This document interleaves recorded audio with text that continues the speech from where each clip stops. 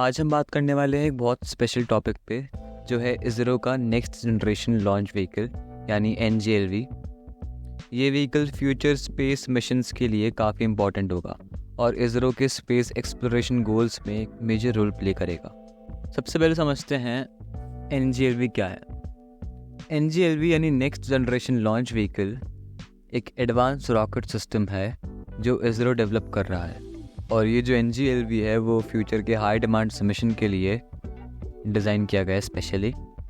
सो NGLV को mainly heavy lift missions के लिए बनाया गया ताकि ये लार्जर सैटेलाइट्स और पेलोड्स को स्पेस में ले जा सके।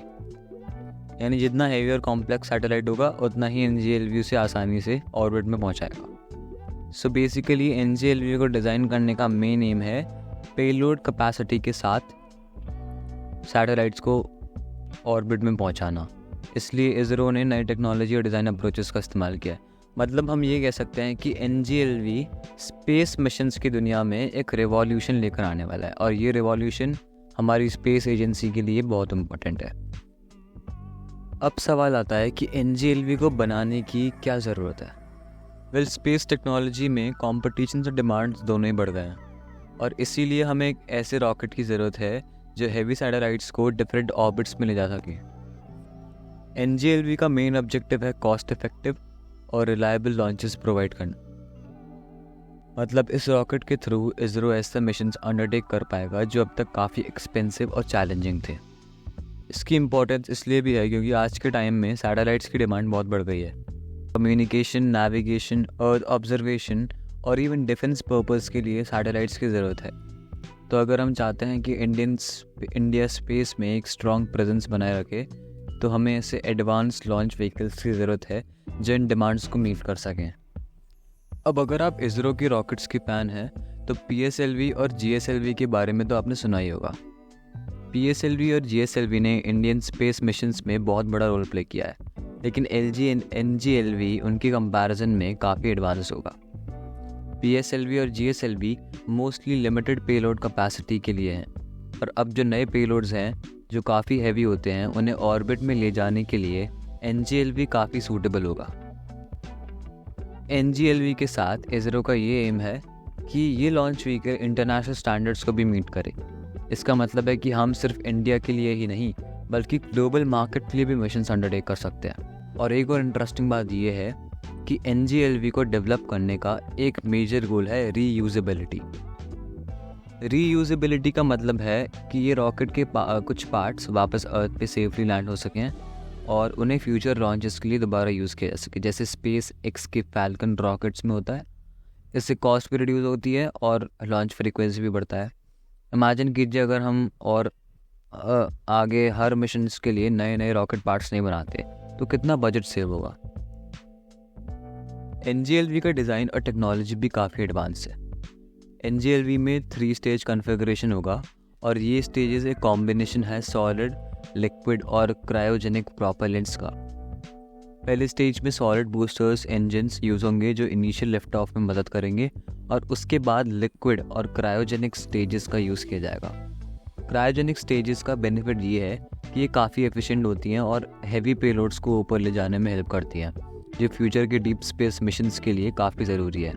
सो बेसिकली क्रायोजेनिक इंजन्स जो होते हैं वो लिक्विड हाइड्रोजन और लिक्विड ऑक्सीजन जैसी फ्यूल्स का यूज़ करते हैं, जो कि एक्सट्रीमली लो टेम्परेचर पे रखी जाती है, इसलिए इसको हम लोग क्रायोजेनिक भी कहते हैं। सो ये जो फ्यूल होता है क्रायोजेनिक फ्यूल, ये काफ़ी ज़्यादा पावरफुल होता है as compare to other fuels, और ये हैवी पेलोड्स को आसानी से ऊपर ले जाने में मदद करता है।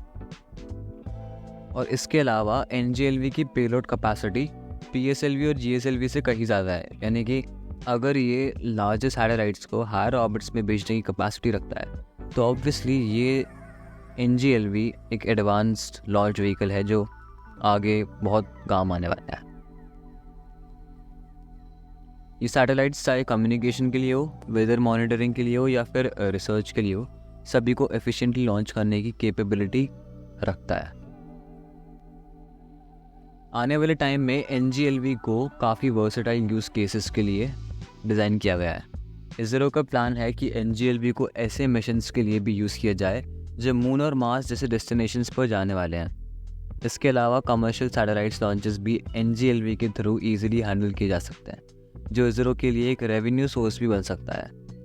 जितना ज़्यादा कमर्शियल लॉन्चेस होंगे उतना ही हमें और रिसोर्सेज मिलेंगे स्पेस एक्सप्लोरेशन में इन्वेस्ट करने के लिए। और अगर हम बात करें इंटरनेशनल कोलैबोरेशंस की, तो NGLV भी इस पर काफ़ी मददगार होगा, क्योंकि इसरो अब इंटरनेशनल स्पेस एजेंसीज़ के साथ पार्टनरशिप बनाने की कोशिश कर रहा है।